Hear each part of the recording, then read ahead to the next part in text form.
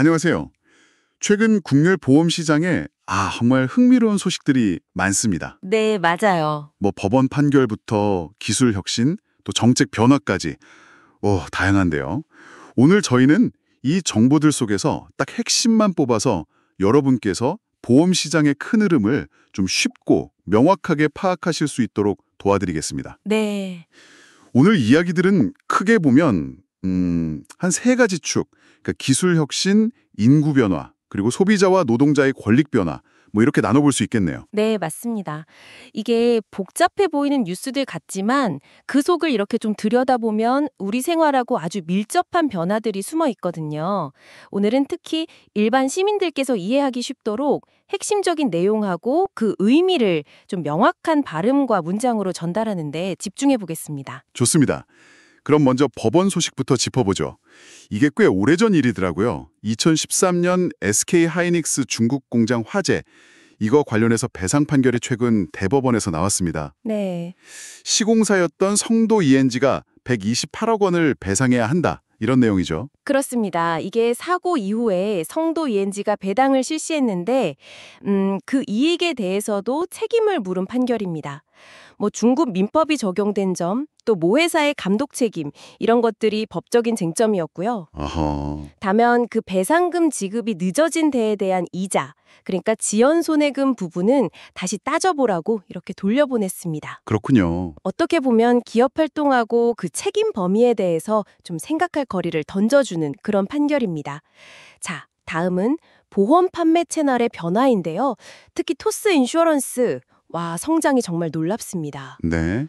불과 3년 만에 설계사 2,700명을 보유한 대형 보험 대리점, 그러니까 GA로 확 커버린 거죠. 2,700명이요? 와. 네, 근데 주목할 점은 민원 발생은 적고 생산성은 오히려 높다는 겁니다. 와. 아니, 영업 압박 없이 고객 상담에 집중하는데 생산성이 높다? 이건 정말 기존 업계의 통념을 완전히 깨는 것 같은데요?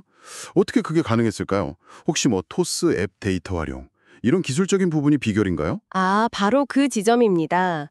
기존 GA하고는 좀 다르게 실적 압박 대신에 고객 중심 상담 환경을 만들고 또 플랫폼 기반 데이터를 활용하는 전략이 딱 먹힌 거죠. 여기에 또 젊은 설계사들의 디지털 역량, 이런 게 더해지니까 고객 신뢰를 아주 빠르게 얻은 겁니다. 그렇군요.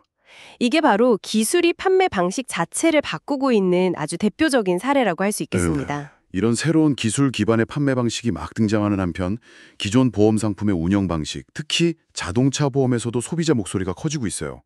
그 대체 부품 사용 확대 정책, 이거 일부 수정되었죠? 네, 맞아요. 정부는 이제 수리비 절감을 위해서 대체 부품 사용을 좀 장려하려고 했는데 아무래도 안전성이나 뭐 이런 거에 대한 소비자 우려가 컸습니다. 그렇죠. 그래서 결국은 소비자가 원하면 정품 수리를 보장해주고 또 출고 5년 이내 차량은 그냥 정품만 쓰도록 예외를 뒀습니다. 다만 대체 부품을 사용하면 정품 가격의 25%를 환급해주는 제도, 이건 유지됩니다. 그건 유지되는군요. 네, 어떻게 보면 소비자 선택권하고 안전사 사이에서 일종의 절충점을 찾은 결과로 보입니다. 근데 좀 안타깝지만 주목해야 할 통계도 있습니다. 그 간병인 사용 비용을 보장하는 보험 있잖아요. 네네. 1인당 지급액이 최근 4년 새 평균 85%나 급증했습니다. 이게 104만 원에서 192만 원으로 늘었죠. 85%요? 와, 엄청나네요. 근데 문제는 이게 실제 간병인을 안 쓰고 허위로 청구하거나 뭐 가족을 간병인으로 등록해서 보험금을 타는 이런 도덕적 해이가 심각하다는 거잖아요. 맞습니다. 바로 그 점입니다. 이렇게 손해율, 그러니까 받은 보험료 대비 지급한 보험금 비율이 높아지니까 보험사들은 뭐 보장을 줄이거나 보험료 인상을 생각할 수밖에 없고 그렇죠. 결국은 정직한 가입자들 부담만 커질 수 있다. 이런 우려가 나오는 거죠. 네, 맞습니다. 이런 문제 속에서 보험 분쟁 현황을 좀 보면요.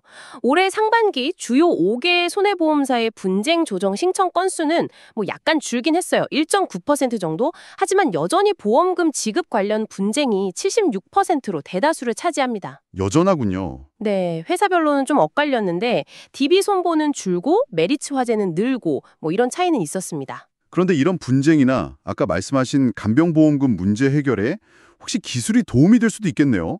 마침 DB손해보험이 AI 기업하고 손잡고 보험금 청구 자동화 시스템 개발에 나섰다는 소식이 있던데요. 네, 맞습니다.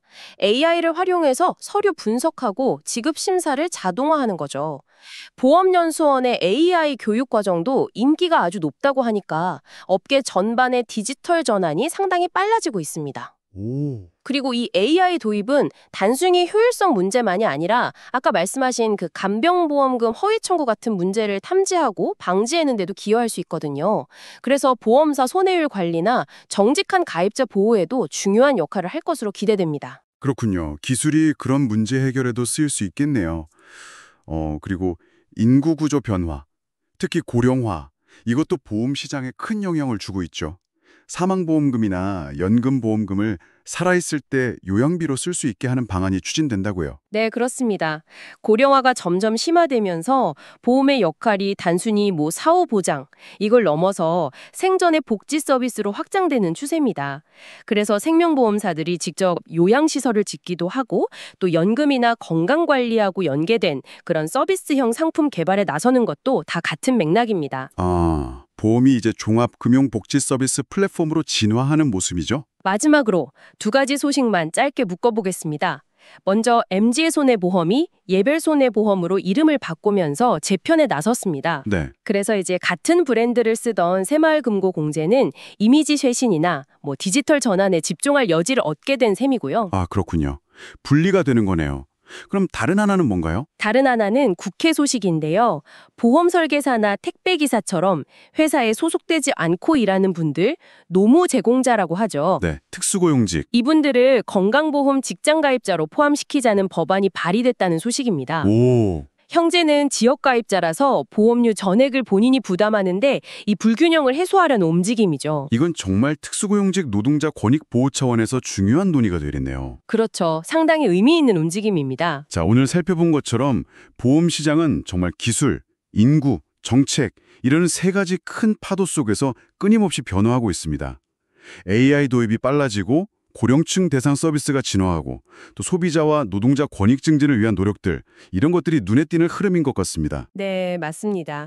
기술이 보험의 운영 방식을 바꾸고 상품은 단순 보상을 넘어서서 생활 밀착형 서비스로 진화하고 있습니다. 동시에 사회 구조 변화에 맞춰서 보험의 역할과 책임에 대한 논의도 계속 깊어지고 있고요. 이런 변화 속에서 앞으로 보험과 여러분의 관계는 또 어떻게 재정립될 것이라고 생각하시나요? 다음 시간에도 깊이 있는 정보로 찾아뵙겠습니다.